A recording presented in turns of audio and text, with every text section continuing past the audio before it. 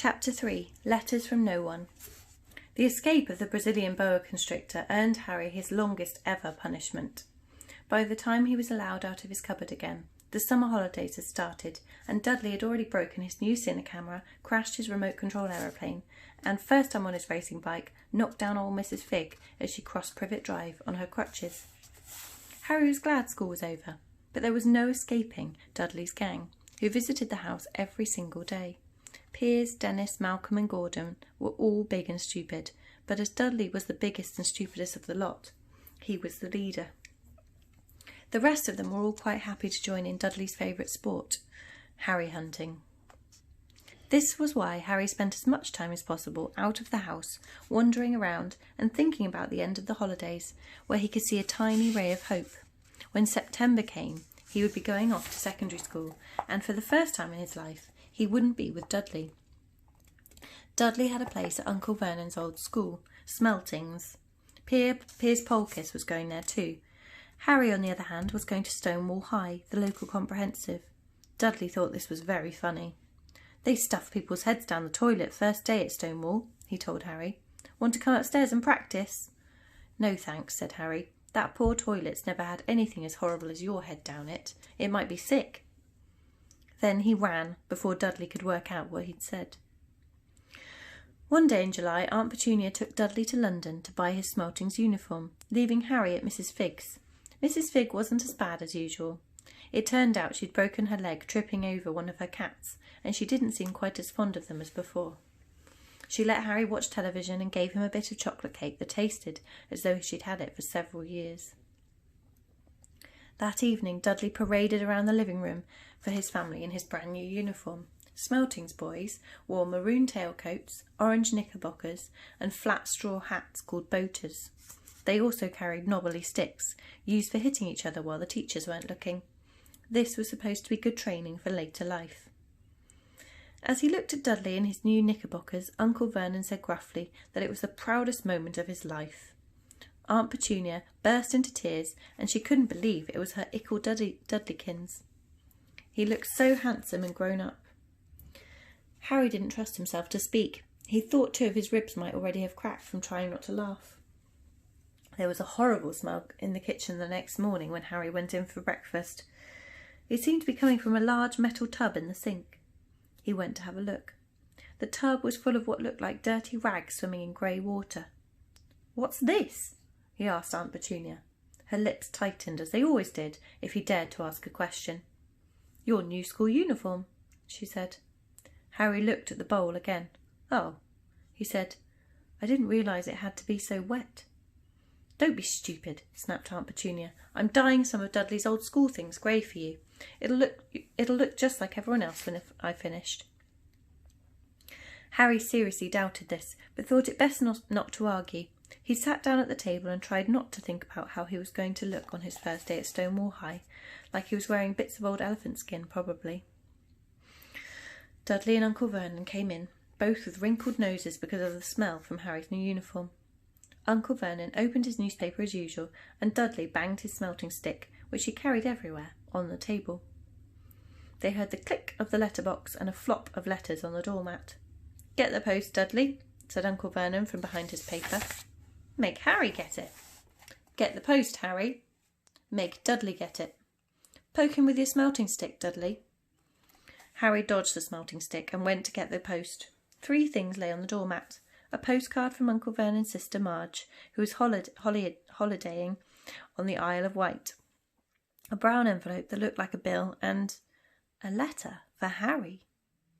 Harry picked it up, stared at it, his heart twanging like a giant elastic band. No one, ever, in his whole life, had written to him. Who would?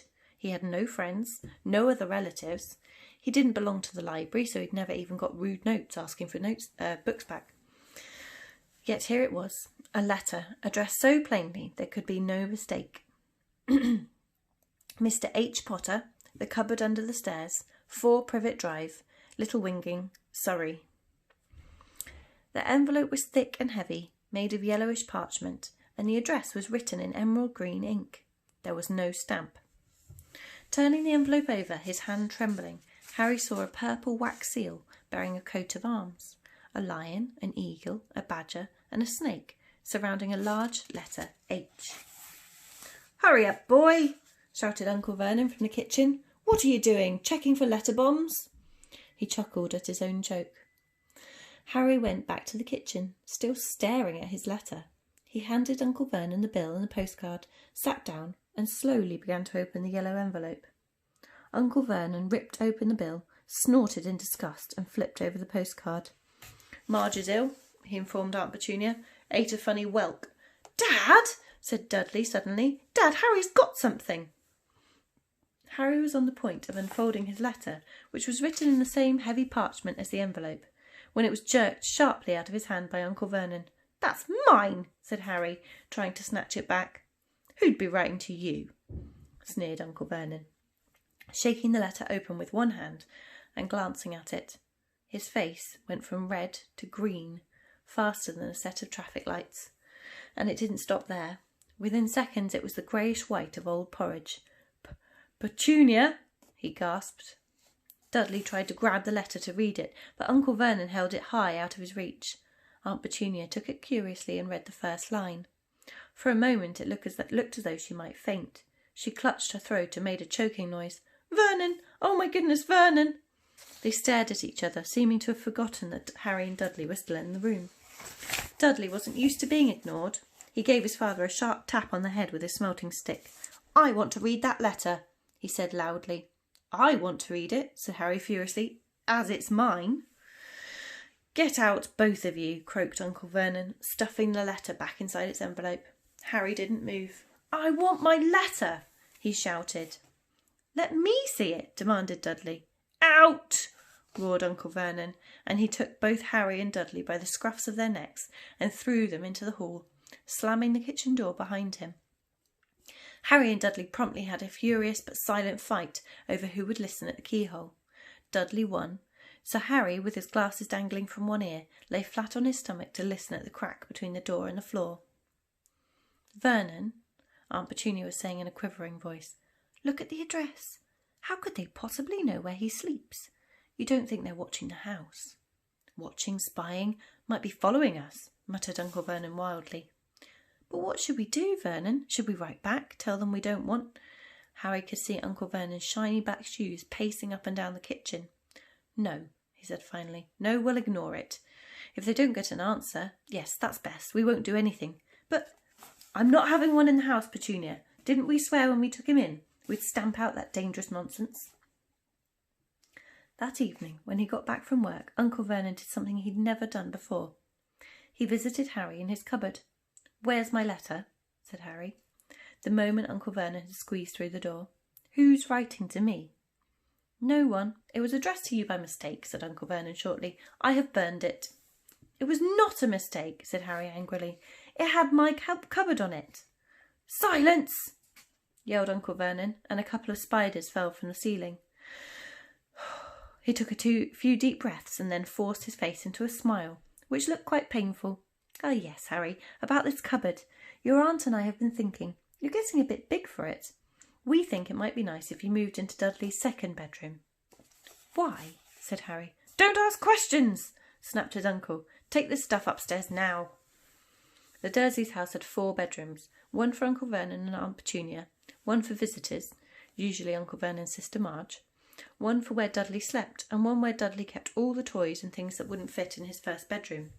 It only took Harry one trip upstairs to move everything he owned from the cupboard into this room. He sat down on the bed and stared around him. Nearly everything in here was broken. The month-old Cinecamera was lying on top of the small working tank Dudley had once driven over next door's dog. In the corner was Dudley's first ever television set, which he'd put his foot through when his favourite programme had been cancelled. There was a large bird cage which had once held a parrot that Dudley had swapped at school for a real air rifle, which was up on the shelf, with the end all bent because Dudley had sat on it. Other shelves were full of books. They were the only things in the room that looked as though they'd never been touched.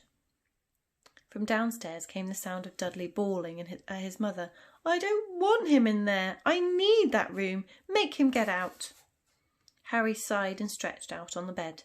Yesterday he had given anything to be up here. Today He'd rather be back in his cupboard with that letter than up here without it. Next morning at breakfast, everyone was rather quiet. Dudley was in shock. He'd screamed, whacked his father with his smelting stick, been sick on purpose, kicked his mother and thrown his tortoise through the greenhouse roof, and he still didn't have his room back.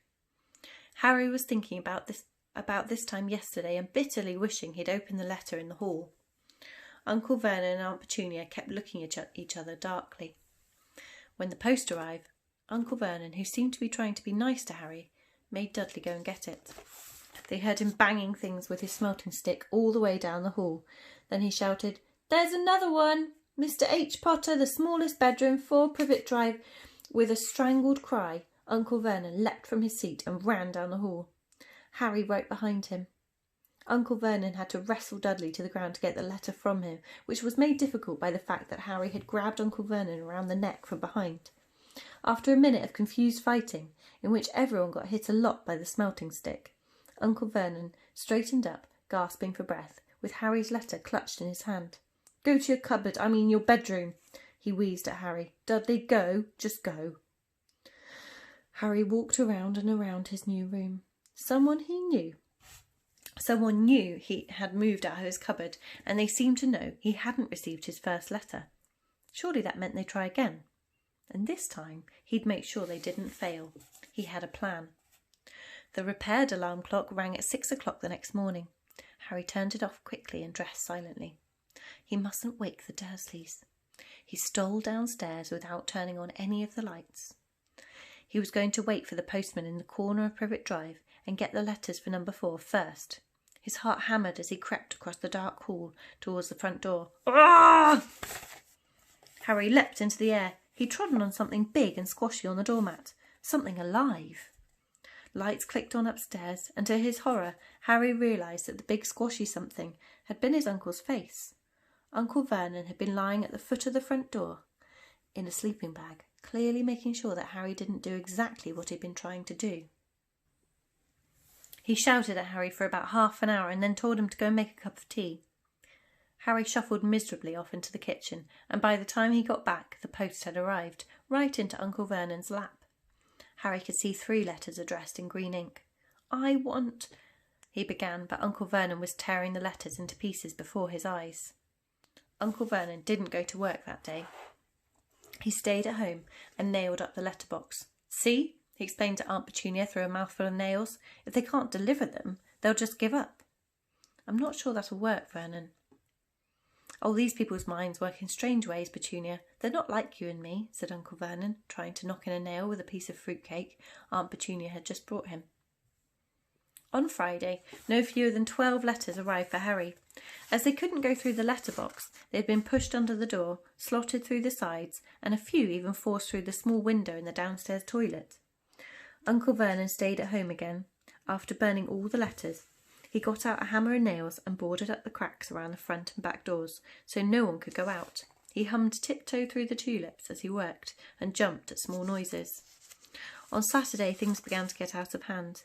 24 letters to Harry found their way into the house, rolled up hidden inside each of the 24 eggs that a very confused milkman had handed to Aunt Petunia through the living room window. While Uncle Vernon made furious telephone calls to the post office and the dairy, trying to find someone to complain to, Aunt Petunia shredded the letters in her food mixer. "Who on earth wants to talk to you this badly?" Dudley asked Harry in amazement. On Sunday morning, Uncle Vernon sat down to the breakfast table looking tired and rather ill, but happy. "No post on Sundays," he reminded them happily as he spread marmalade on his newspapers. "No damn letters today." Something came whizzing down the kitchen chimney as he spoke and caught him sharply on the back of the head. Next moment 30 or 40 letters came pelting out of the fireplace like bullets. The Dursleys ducked, but Harry leapt up into the air trying to catch one. "Out! Out!" Uncle Vernon seized Harry around the waist and threw him into the hall. When Aunt Petunia and Dudley had run out with their arms over their faces, Uncle Vernon slammed the door shut. They could hear the letters still streaming into the room, bouncing off the walls and floor. "That does it," said Uncle Vernon, trying to speak calmly, but pulling great tufts out of his moustache at the same time. "I want you all back here in 5 minutes, ready to leave. We're going away. Just pack some clothes, no arguments." He looked so dangerous with half his moustache missing that no one dared argue. 10 minutes later, they'd wrenched their way through the boarded-up doors and were in the car, speeding towards the motorway. Dudley was sniffling in the back seat. His father had hit him round the head for holding them up while he tried to pack his television, video and computer in his sports bag. They drove and they drove. Even Aunt Petunia didn't dare ask where they were going. Every now and then, Uncle Vernon would take a sharp turning and drive in the opposite direction for a while. Shake him off, he would mutter whenever he did this. They didn't stop to eat or drink all day. By nightfall, Dudley was howling. He'd never had such a bad day in his life.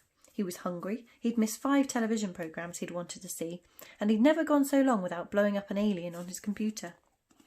Uncle Vernon stopped at last outside a gloomy-looking hotel in the outskirts of a big city. Dudley and Harry shared a room with twin beds and damp, musty sheets. Dudley snored, but Harry stayed awake, sitting on the windowsill, staring down at the lights of passing cars and wondering. They ate stale cornflakes and cold tinned tomatoes on toast for breakfast the next day. They'd just finished when the owner of the hotel came over to the table. "Excuse me, but is one of you Mr. H. Potter? Only I got about 100 of these at the front desk." She held up a letter so they could read the green ink address. "Mr. H. Potter, Room 17, Railview Hotel, Cokeworth." Harry made a grab for the letter, but Uncle Vernon knocked his hand out of the way. The woman stared. "I'll take them," said Uncle Vernon, standing up quickly and following her from the dining room. "Wouldn't it be better to just go home, dear?" Aunt Petunia suggested timidly, hours later. But Uncle Vernon didn't seem to hear her. Exactly what he was looking for, none of them knew.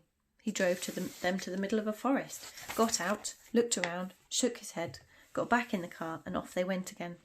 The same thing happened on the bridge, in the middle of a ploughed field, halfway across a suspension bridge, and at the top of a multi-storey car park. "Daddy's gone mad, hasn't he?" Dudley asked Aunt Petunia dully late that afternoon. Uncle Vernon had parked on the coast, locked them all inside the car, and disappeared. It started to rain. Great drops beat down on the roof of the car. Dudley snivelled. "It's Monday," he told his mother. "The great Humberto's on tonight. I want to stay somewhere with a television." Monday. This reminded Harry of something. If it was Monday, and you could usually count on Dudley to know the days of the week because of television, then tomorrow, Tuesday, was Harry's 11th birthday. And of course his birthdays were never exactly fun.